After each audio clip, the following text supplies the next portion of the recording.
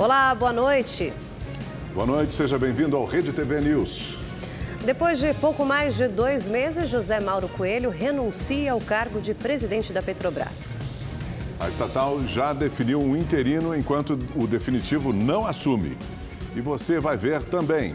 Localizada na Amazônia, a lancha usada por Dom e Bruno, que foi afundada pelos criminosos. Um terceiro suspeito preso apontou o local onde a embarcação estava submersa. Capitólio, em Minas Gerais, tem mais um acidente com mortes. As vítimas se afogaram quando eram resgatadas de uma embarcação com problemas mecânicos. Ex-guerrilheiro é o novo presidente da Colômbia. O candidato de esquerda, Gustavo Petro, venceu com um número menor do que de abstenções. Na França, derrota histórica para Emmanuel Macron. Pela primeira vez em mais de 60 anos, um presidente reeleito perde a maioria absoluta no parlamento. Esses assuntos e muito mais agora no Rede TV News. Aqui você fica bem informado.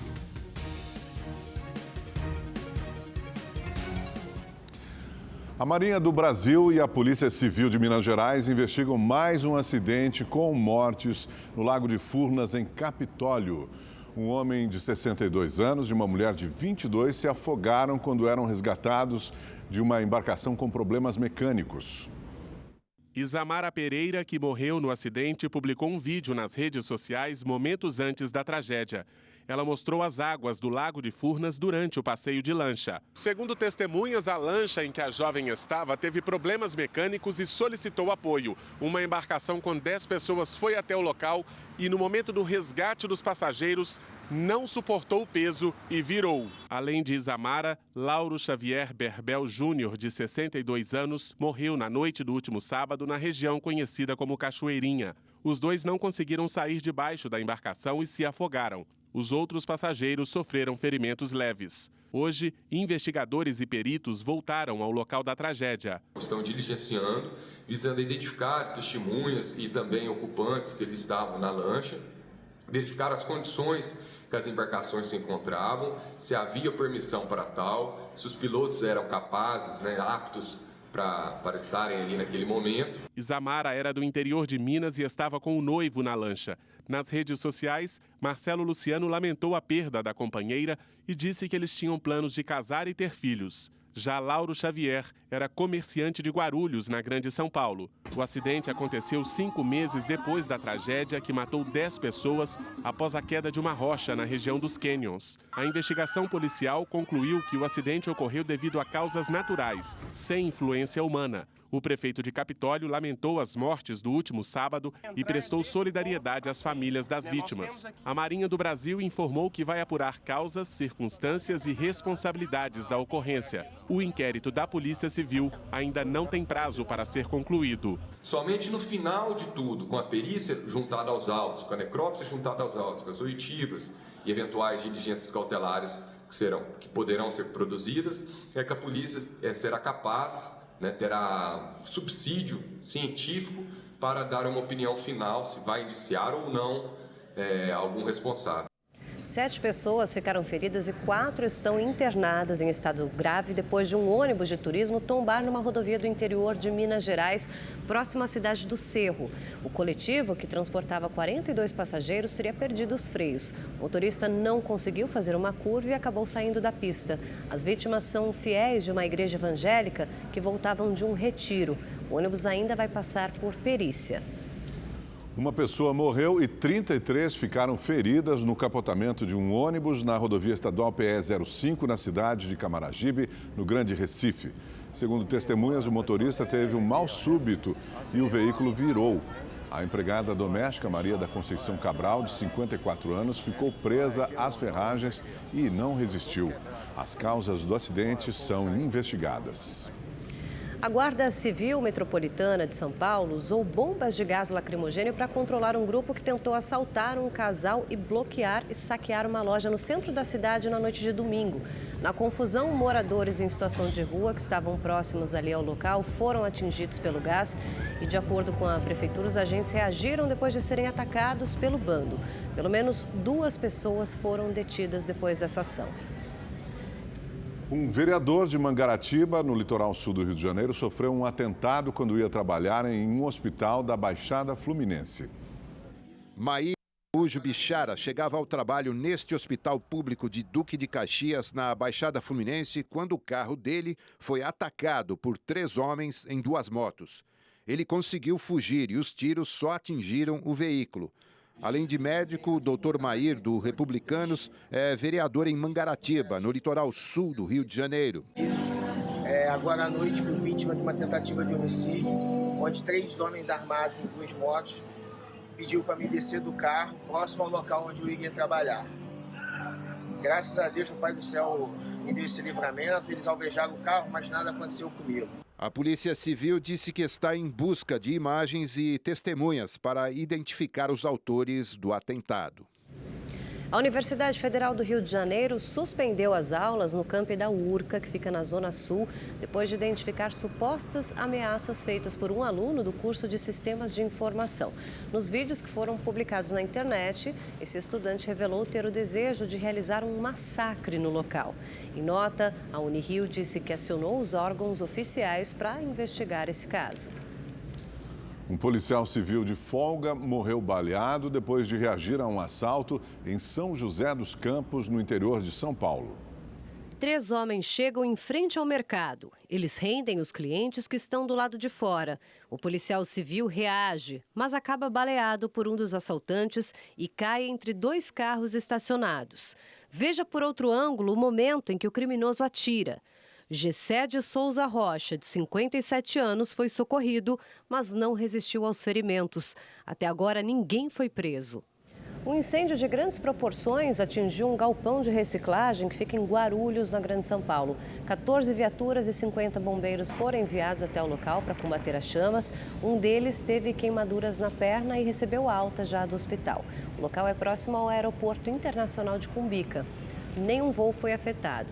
A causa do incêndio é investigada.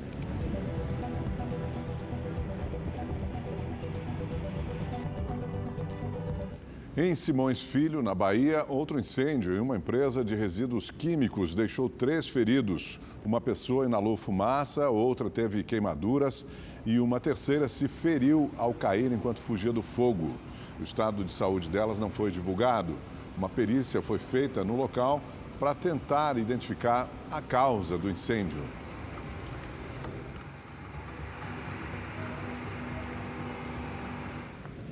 No Ceará, uma digital influencer foi agredida. Ela acusa o ex-namorado pelo crime. A Cássia Vasques, de 22 anos, fez uma série de postagens em uma rede social. Nos vídeos, ela afirma que foi agredida pelo ex-namorado, identificado como Thales Cruz. Nessa imagem, ela aparece com o rosto ensanguentado. Me agrediu pela 2ª vez. Me bateu, tô toda sangrando. A jovem passou por exames de corpo de delito e solicitou medidas protetivas de urgência. A polícia afirmou que não vai divulgar informações do caso para não atrapalhar a investigação. A gente entrou em contato com Thales Cruz, mas até o momento não tivemos retorno. A embarcação usada pelo jornalista Dom Phillips e pelo indigenista Bruno Araújo foi localizada. Eles desapareceram na Amazônia no dia 5 de junho e os restos mortais foram localizados 10 dias depois. O barco foi encontrado por mergulhadores dos bombeiros e militares da Marinha. A operação levou cerca de 5 horas. O local exato foi informado por Jefferson da Silva Lima, o Pelado Dadinha, terceiro suspeito preso pelos assassinatos. Os irmãos Amarildo da Costa Oliveira e Ozenei da Costa Oliveira também estão detidos. A lancha encontrava-se submersa a cerca de 20, 30 metros da margem direita do rio Taquari. Além disso, acoplada à lancha, localizamos o motor e 4 tambores. A embarcação usada por Dom e Bruno foi retirada do porto de Atalaia do Norte nesta segunda-feira e levada para um galpão. A lancha agora vai passar por um processo de reconhecimento pela União dos Povos Indígenas do Vale do Javari, onde Bruno Araújo atuava. Em seguida, será analisada pela perícia técnica. Segundo o comitê de crise, outros 5 suspeitos que teriam participado da ocultação dos cadáveres já foram identificados. Em Brasília, os peritos do Instituto Nacional de Criminalística continuam concentrados na análise dos restos mortais de Dom e Bruno, que foram identificados pelas arcadas dentárias. A perícia também já revelou que os 2 foram mortos por armas de caça. Em agosto, o IBGE vai começar a bater na porta dos brasileiros para o censo 2022. Só que os agentes do Instituto já estão nas ruas coletando várias informações sobre o espaço urbano. Nesse ano, pela primeira vez, essa pesquisa vai incluir as ocupações irregulares. Eles observam tudo ao redor, prestam atenção e registram cada detalhe. É este o serviço dos agentes censitários que já estão nas ruas para a primeira etapa do Censo Demográfico de 2022. A realização da pesquisa do entorno permite que o agente censitário faça o reconhecimento do setor em que ele vai trabalhar, inclua novos logradouros onde tiverem surgido novas ruas, por exemplo, e vai poder ser associada com as informações pesquisadas no censo demográfico, de forma a mostrar qual a qualidade de vida da população. O trabalho, que começou esta semana, será feito até o dia 12 de julho em todo o país. Quase 23 mil agentes estarão nos 5.570 municípios brasileiros. São quase 330 mil setores urbanísticos. Cada um corresponde a uma área ocupada por cerca de 300 domicílios. Este ano, a pesquisa vai incluir ocupações irregulares. Aqui no estado do Rio de Janeiro, dos 37 mil setores, 1.753 são consideradas áreas de difícil acesso e com frequentes ocorrências de violência, o que é uma preocupação. Por isso, os agentes que fazem o censo nessas regiões são geralmente moradores. Uma pessoa que já é da comunidade, ela conhece as pessoas, ela conhece o território, ela sabe se locomover lá, ela se sente mais segura e tem mais tranquilidade para realizar o trabalho até de forma mais eficiente. As informações das áreas urbanas são importantes para traçar planos para essas regiões. Ela pode ser usada tanto pela sociedade civil quanto pelos governos e pelas prefeituras para direcionar as suas ações públicas, ações de melhorias e políticas públicas.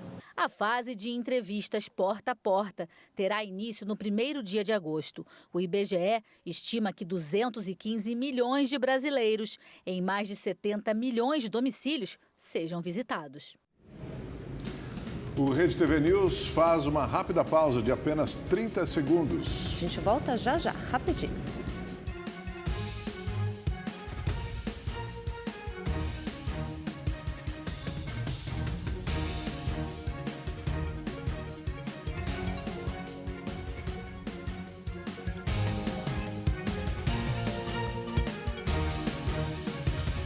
Um homem e uma criança caíram de uma roda gigante num parque de diversões em Manaus.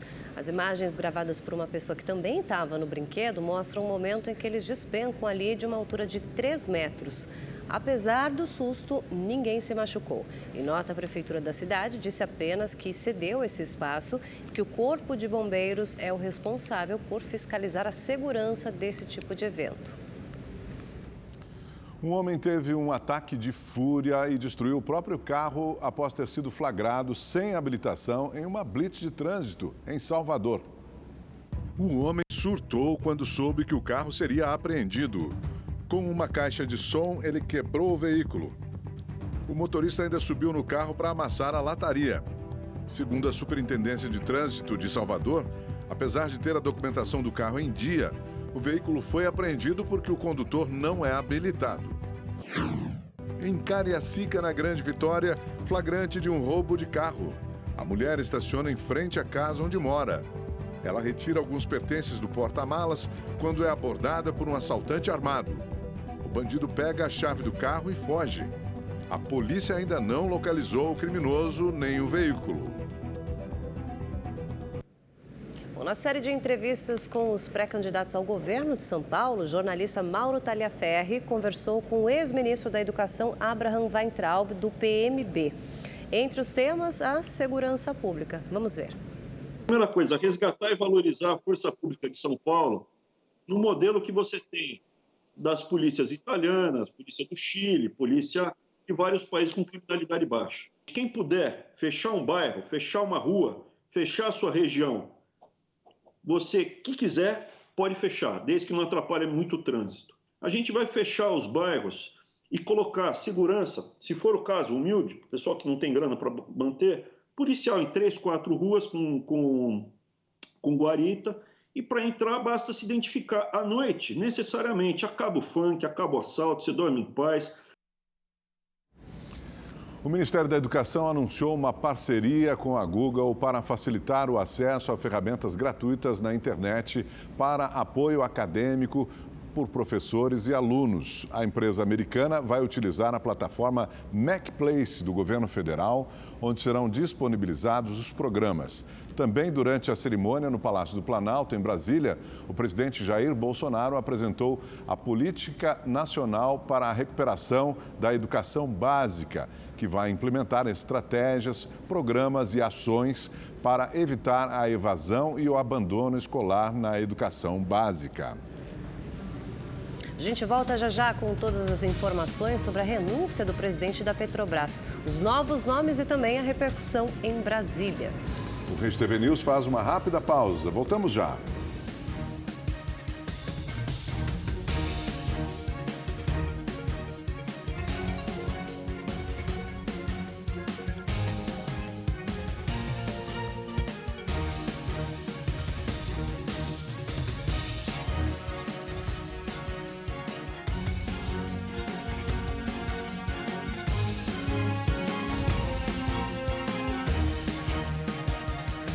O presidente da Petrobras, José Mauro Coelho, pediu demissão da direção da estatal. Eu vou direto ao Rio de Janeiro conversar com o repórter Tony Vendramini, que tem mais detalhes. Boa noite, Tony.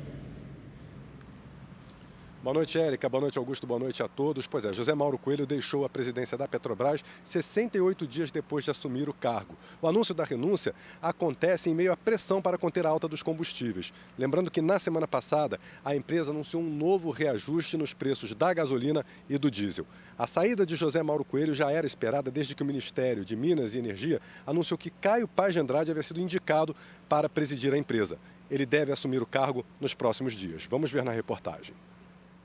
Caio Paz de Andrade, que atualmente ocupa o cargo de secretário de Desburocratização do Ministério da Economia, foi indicado há cerca de um mês pelo governo federal para assumir a Petrobras. Mas procedimentos burocráticos impediram a nomeação.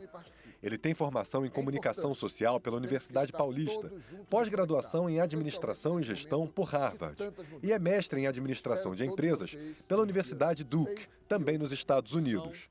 Com a renúncia de José Mauro Coelho, o Conselho de Administração decidiu que Fernando Borges, diretor de exploração e produção, com quase 40 anos de carreira na companhia, assume interinamente a presidência, até que terminem os trâmites previstos no Estatuto da empresa. Caio Paz de Andrade será o 4º presidente da Petrobras do atual governo. Como nas vezes anteriores, a causa da mudança foi o descontrole dos preços dos combustíveis, que seguem a política de paridade internacional estabelecida em 2016.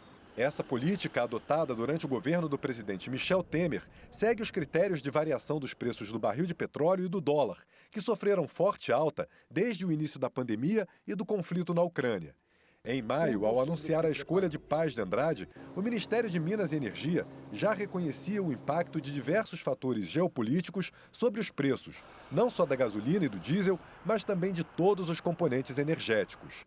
Antes de José Mauro Coelho, Roberto Castelo Branco e Joaquim Silva e Luna também não resistiram aos sucessivos reajustes provocados pela política da empresa e a orientação do governo para tentar conter a alta de preços. O preço da gasolina e do diesel no Brasil, ele reflete o mercado internacional, sem dúvida, mas ele também reflete a própria administração interna da Petrobras.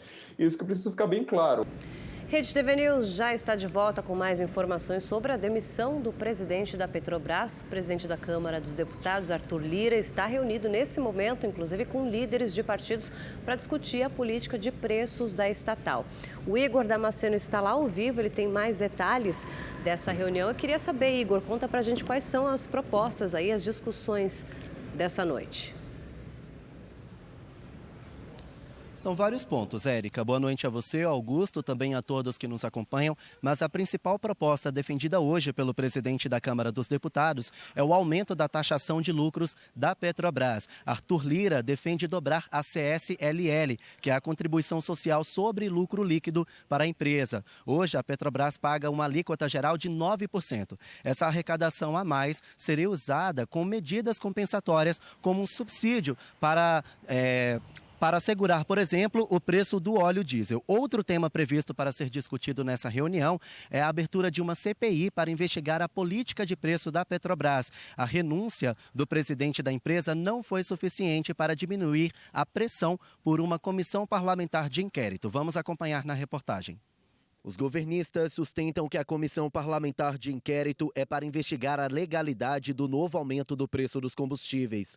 A base governista na Câmara dos Deputados argumenta que a estatal teve lucro de 44 bilhões de reais no último trimestre e que os aumentos consecutivos contrariam a função social da empresa. No meio da crise, os combustíveis puxando a inflação para cima, a Petrobras, que é uma empresa estatal, vem e divulga um balanço, e ela criou o fato político.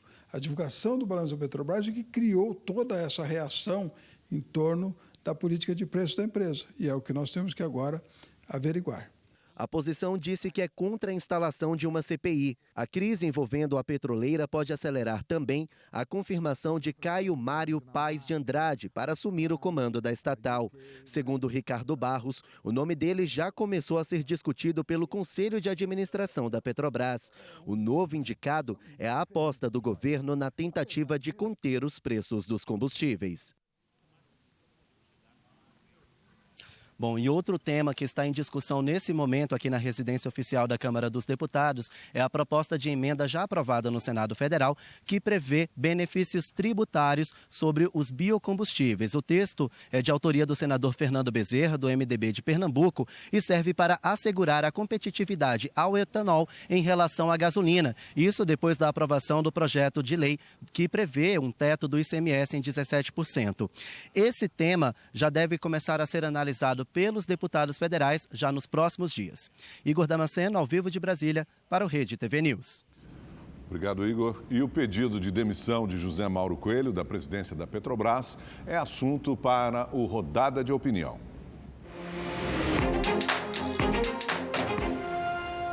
É negativa a saída de mais um presidente da Petrobras no momento em que os preços dos combustíveis se tornaram um problema global. Os preços não cedem e isso tem provocado impacto em diferentes setores da economia.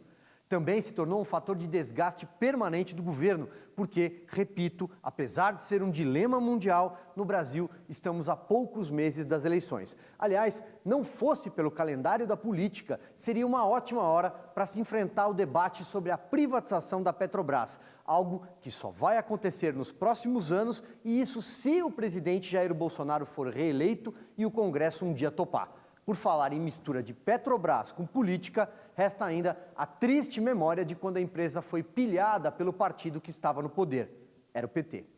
O efeito mais imediato da saída de José Mauro Coelho é o esvaziamento da ameaça de CPI da Petrobras. O presidente da estatal, chamado de ilegítimo por Arthur Lira, não aguentou a artilharia pesada do governo. Mas o nome que o governo quer, Caio Paes de Andrade, ainda não assumiu. O jogo é duro, porque a Petrobras está sujeita a uma série de leis, como a Lei das SAs e a Lei das Estatais de 2016, além de rígida governança interna. É esse tripé que protege a Petrobras de interferência política e corrupção. Há dois interesses em curso hoje. O de Bolsonaro é eleitoral, responsabilizar a Petrobras pela alta de preços. A do Centrão é recapturar os espaços que perdeu. Lembra daquela diretoria que fura poço? Então, eles estão doidos para ocupá-la novamente. A Petrobras está sob ataque coordenado para voltar a ser o que era. Hoje, o presidente Jair Bolsonaro comentou essa fala de Lula, que repercutiu principalmente na internet, sobre ter intermediado pela libertação dos sequestradores de Abílio Diniz. Havia um pedido de resgate de 30 milhões de dólares para Abílio Diniz. E daí falou que esses meninos cometeram um equívoco. O sequestro é planejado, pessoal. Ninguém vai sequestrar o João ali. Não, ele vê quem é o João, onde ele mora, a rotina de vida dele, onde vai ser o cativeiro, como vai ser as negociações. Mas por que o Lula tocou nesse assunto? Alguém tem ideia? Não. Ele deu um recado para todos os narcotraficantes e bandidos do Brasil que estamos juntos. Entenderam?